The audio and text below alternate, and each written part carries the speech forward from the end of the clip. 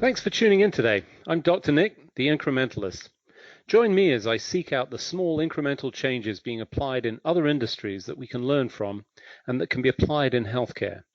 Can these changes bring immediate value, but also add up to the big improvements and revolution we need in healthcare?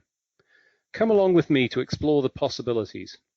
My innovative guests from around the globe have used small incremental improvements to achieve their moonshot. And today, I'm delighted to welcome Connor Landgraf. He is the CEO of EKO Health. Connor, thanks for joining me today. Dr. Nick, thank you so much for having me. It's a pleasure to be with you. So if you would, tell us a little bit about your background and how you arrived at this point. What's your, what have you done and what has that sort of contributed to this point in your career? Yeah, absolutely. I think every journey probably starts at the beginning, so best to start there and kind of understand the background of what led to the formation of EKO Health and what we've been working on since then. But this journey really starts back in grad school for me. Was studying biomedical engineering at Berkeley and got the chance to take some classes devoted to med device development and focus on understanding the common med tech, the common tools that clinicians use in their day-to-day practice. And a lot of the coursework focused on workflow and change management and thinking about how new technologies get adopted into clinical practice. And one of the examples that we were thinking about in that coursework was the stethoscope and the way that clinicians use that to make really quick assessments of cardiac and pulmonary status and how you can use it as that very fast triage tool to understand the key vital signs, the key information about patient status. What was so fascinating to me, though, as a technologist, I guess, or as an engineer, was just how much healthcare has changed in the last 200 years and how the stethoscope has remained unchanged during that time. You know, the stethoscope of today is largely the same as it was in the mid 1800s. Functionally, from a workflow perspective, still so much of that has changed, has not gotten transformed at all. And what was also fascinating was that human hearing is very subjective. You don't necessarily hear things the same way that I do. Every person has their own level of hearing loss, their own level of hearing acuity.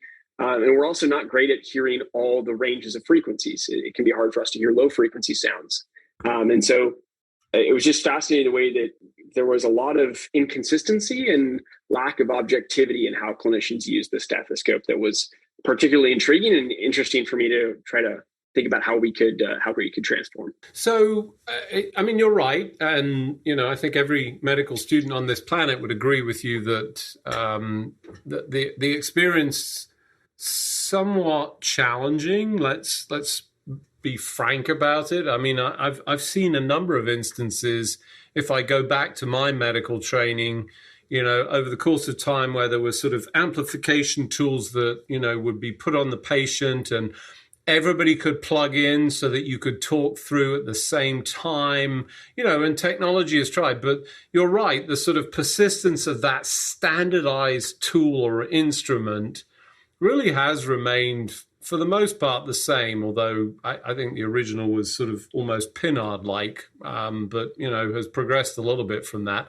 And it's become, strongly associated with physicians, I think. I mean, my sense of it is that I know people tend to use it as a sort of tool to project in some respects. And we've also seen some pushback to the stethoscope that said, well, it's an age-old instrument. Is it really offering value? I think you have a different view to that. I do, yeah. We can talk about the symbology of it and the relevance of it today in modern medicine when we have so many great diagnostic tools that are available as well. But you said it right. I mean, the stethoscope is a symbol as much as it is a clinical tool. It's worn by some of the most educated, most credible, most respected people on the planet. It's a symbol of healing. And so, we thought about this a lot when we started the company. You can't change that symbolism. It has to look like a stethoscope. It has to be something that says what clinicians want their stethoscope to say about them, and that's really important because of what it means for clinical excellence, rigor, all those things. But I do think the other side of it as well is that stethoscope has stuck around because of the fact that it is so incredibly fast and accessible. It's one of those things that it just works. And when you're in a busy setting, when you're just trying to get those basic vital signs, having to think about, more complex, more invasive, more time-consuming methodologies, the stethoscope is always the thing you can do in 10 seconds. And that can serve as that kind of first set of status markers, the vital signs, when you're thinking about evaluating or triaging a patient. And I think what we have been excited by is that there is a tremendous amount of data encoded into heart sounds, breath sounds, lung sounds. It is a really rich source of information about mechanical flow, about airflow in the lungs. And that's part of the reason why that it also has stuck around, is that it is a really rich source of information. And if we can just augment that clinician's ability, give them more confidence and more utility with this tool, then it can retain all of the speediness, the accessibility of it, the low cost nature of it, but add in really powerful intelligence and insights to help that clinician make an even better decision. And that's what we've hoped to do, is marry both, retain the simplicity, retain all the great things about the stethoscope, and then augment that with reliability and consistency. It's interesting you bring up that sort of speed of access. I think that was one of the critical elements that, most physicians would agree with. I've taken it around the world. I mean, I've traveled well over 2.5 million miles. And it was the one thing I always took with me to every country, every continent, all of the places. It was the one thing that I would always carry, because it was so facile and useful. But you raised one of the challenges for me. One is, background noise. So in a noisy environment, and I've seen this a number of times in a plane, I've got to be honest, a plane is really noisy. The background noise is somewhere of the order of 70. I don't know how many inside, but it's high, and it's very hard to perceive. But actually, as you age, you sort of diminish, and so that's one of the challenges you've looked at. Tell us a little bit about the background to that and how you saw or thought about this in terms of improving that. Yeah, it's a great discussion point as well. I mean, at the end of the day, for many clinicians, heart sounds can be very subtle. They can be hard to hear. We have all those questions of patient body habitus, background noise, environmental factors. There's a lot of reasons that it can be really challenging to easily hear those heart sounds and breath sounds. When we looked at this problem, what was fascinating to us was that almost none of the stethoscopes on the market at the time really had any sort of highly effective noise cancellation capabilities. And we were looking at the consumer products and Bose headphones and AirPods, and we've just seen this proliferation of that noise canceling capabilities that's gotten really good. That you can put those Bose headsets on an airplane, and they're pretty magical. If you haven't tried them, it makes a huge difference. It does. And yet the stethoscope, the clinical tool where noise cancellation is so crucial, doesn't have that. And so we developed, adopted, and spent a lot of time tuning the acoustics to give us that noise cancellation capabilities that we can actually use. We have a 2 microphone system, so we listen to the heart sounds with one microphone, and we listen to the ambient noise with the other microphone, and we can do a subtractive process where we actually remove the ambient noise from the heart sounds and the background noise. And the end result is that even on an airplane, in a helicopter, in a medevac flight, you can hear the heart sounds with far more fidelity. Back of an ambulance with sirens and road noise, EMTs on the side of the highway trying to assess, patient's respiratory or cardiac status. All of those situations where being able to focus and zoom in and isolate the background can be, crucial to these frontline first responders. Yeah, I as you describe it, I mean, I'm smiling because I've had some of those experiences, and you're right. I'm It's sure you so have. distracting. Yeah. And, the ability to narrow down, and I've not had that experience, except obviously when I'm listening to a movie, for crying out loud, but not when I was listening to a patient, I had that experience. And, shocking that it took us this long. But clearly, you saw that opportunity, you saw the potential. But there's another thing that's going on that I think is really important. And it's the distribution. Let's be frank. We are not all high-end, supremely qualified cardiologists that literally, and I've been on ward rounds with these folks, they put the stethoscope on and, oh, yes, you can hear a blah-de-blah, whatever it was, murmur, and the procession of students, oh, yes. And, let's be honest, it was a real struggle. And you can learn that, but not everybody does. But there's a challenge in what I would call signal processing. And as soon as I say something like that, I think, I wonder if we could add some technology. What are you doing in that space? Yeah, it's a fascinating topic. I mean, we've spent some time thinking about just how do humans learn to perceive and differentiate audio sources. And what is interesting, we looked at med school textbooks to try to understand how do clinicians actually learn about murmurs and try to differentiate heart sound timing. And the funny thing is when it's described in the textbook, it's shown visually. They'll show a graph and they'll say, okay, here would be the first heart sound. Here's the second heart sound. Here's the holosystolic murmur or something like that. But it's shown visually in the textbooks. And when it's shown visually, it's very easy to understand and appreciate what you should be listening for. But then when you have to translate a visual representation of a waveform into listening, where you have changes in heart rate and all of those different factors, it gets a lot more challenging. And translating like a visual representation of what a disease should sound like to, okay, now I'm hearing the same thing, and do I hear the pitches right, and do I hear the timing right? There's a reason that very few people have perfect pitch or a musical ear, or as a musician, that's a very specific skill set that requires a tremendous amount of training to develop. And listening to heart sounds is the exact same thing. And so we said, well, let's marry the visual representation back to the sound. So we show what we call a phonocardiogram. It lets you see the representation of the heart sounds.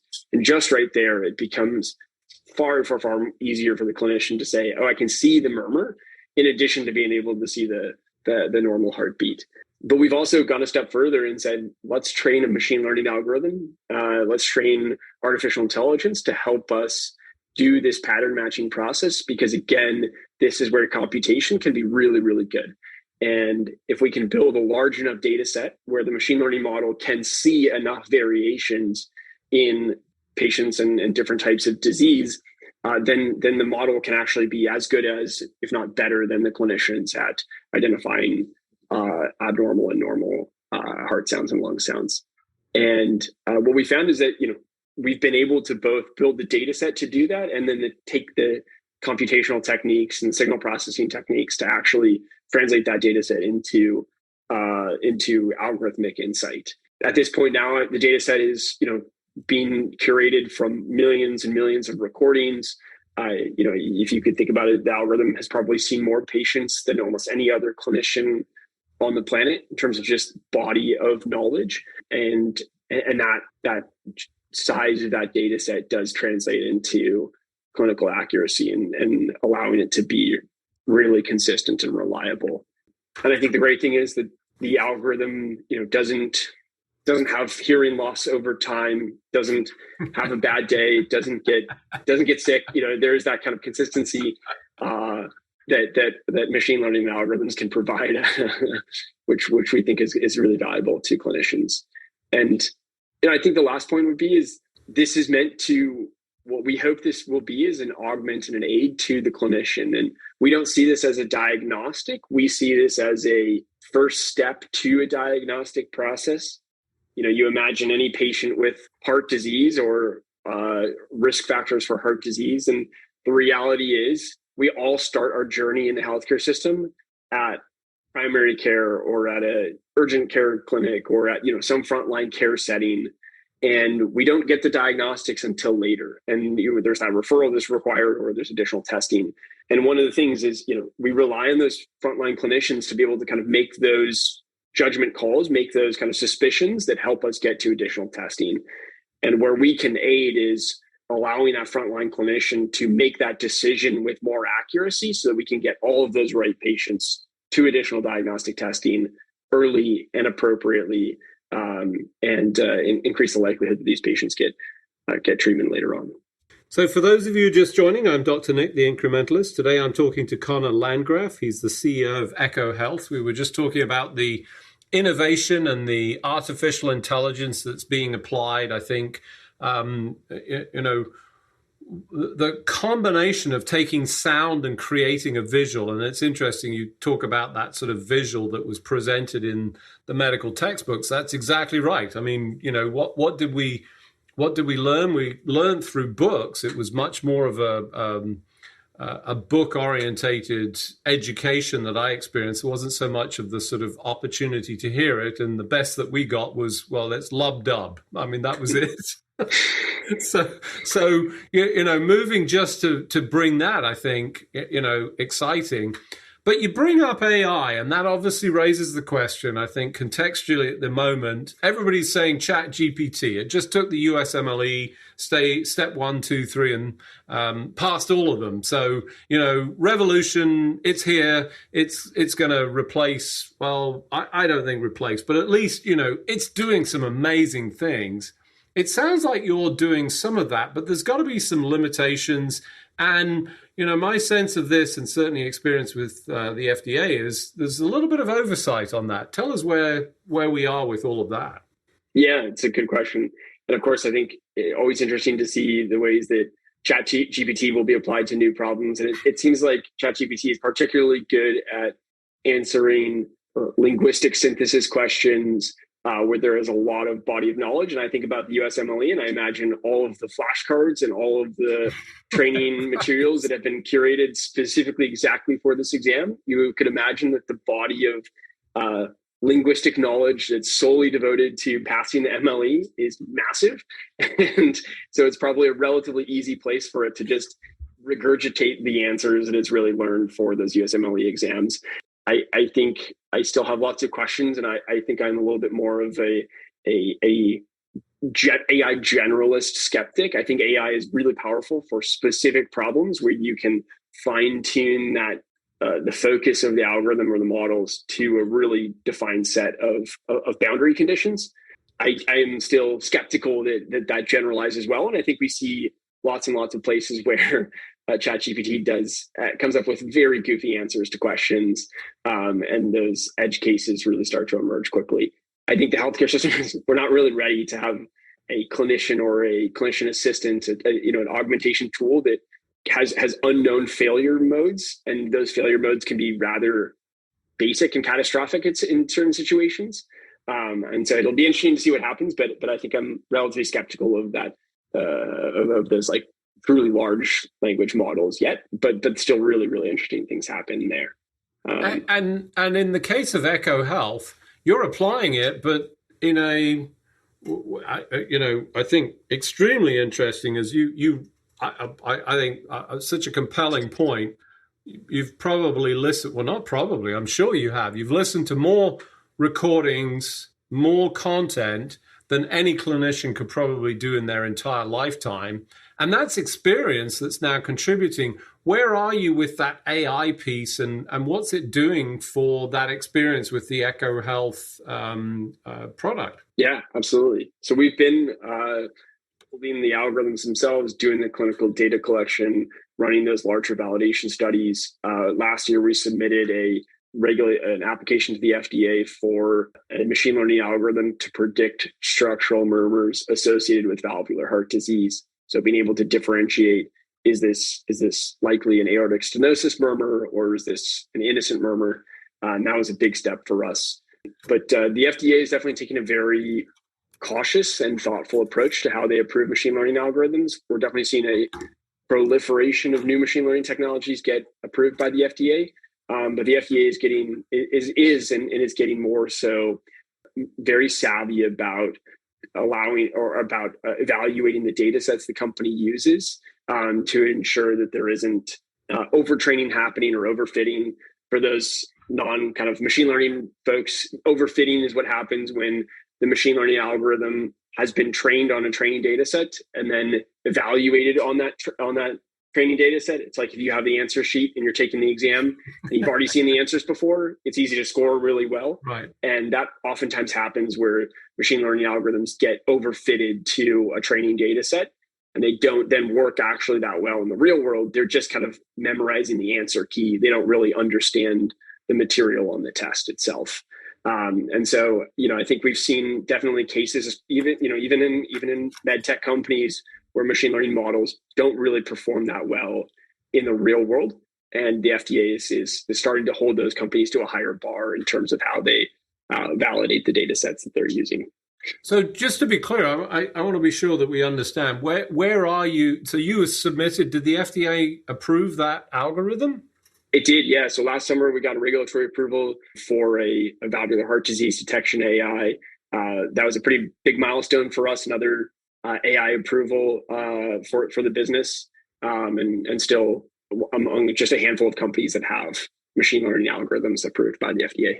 Wow, that's exciting. So if you would just sort of give people a picture of what that looks like at the clinical work phase, what goes on? Somebody uses the tool set. How do they use it and how does that work? Yeah, absolutely. So with this tool set, the clinician can take the EKO device, put it on the patient's chest, record the heart sounds or ECG. We transmit it to the mobile software or tablet software in the background. So there's a tablet that runs alongside the device. We send it to the cloud, interpret it, and send the result back to the clinician and say, is there a murmur present here? And is that an innocent murmur, or is that a murmur that likely indicates structural disease? And all that happens within 30 seconds at the patient's bedside. We do a 15-second recording, takes the AI about 5 seconds to analyze. So it's very, very quick, very, very workflow friendly for the clinician to get that confirmation. And this is essentially a tool set that's available to anybody that has access to the internet and obviously the device. So this is now broadening the scope of that expert so that, your clinician in this case that's listened to these millions of recordings is like having your clinician there, not as oversight, but sort of support, because we can't all hear that. That essentially broadens access and allows us to find, those cases that might have been missed otherwise. Exciting times. Where is this going? I mean, that's already fantastic, but where do you see this going now? Yeah, I mean, to summarize what you said, our goal is to have, cardiologist level accuracy at doing early disease detection with the stethoscope and with ECG in the pocket, in the hands, around the neck of every frontline clinician everywhere. And the cost is such that we can do that with AI. It can be very low cost for us to enable this. And the end result is that more patients can get higher quality assessments at the front lines of care. We're going to continue to develop new algorithms for different types of cardiovascular disease, so really specialization within those conditions. And we're going to continue to kind of keep doing that product development process. But it's a very iterative process for us. So all in all, very exciting. I think, the always the sort of incremental approach to technology. So this is not the replacement. We've heard the death of the stethoscope. I've heard it a number of times. Long live the stethoscope. It's still here. I still have one. Most people have one. Absolutely. This is an additive device that can be incorporated into existing, or you can have it, but it essentially feels the same. I know you've got some alternatives and potential to add in capabilities and, essentially a little bit of connectivity, and we've got it. Unfortunately, as we do each and every week, we run out of time. So it just remains for me to thank you for joining us on the show today. Connor, thanks for joining me. Dr. Nick, thank you so much for letting me be here. This was so much fun. Thanks for joining me today. Do you have any better ideas, or have you found a small incremental change that's brought about a big improvement in your world? Let's continue the conversation on our hashtag, The Incrementalist, or share with me at DrNick1 on Twitter.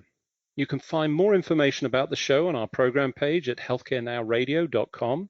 And tune in next time to hear my discussions with leaders and innovators from around the globe who've revolutionized their space by using small incremental improvements to achieve their moonshot. I'm Dr. Nick, the Incrementalist, and I'm starting a revolution through evolution.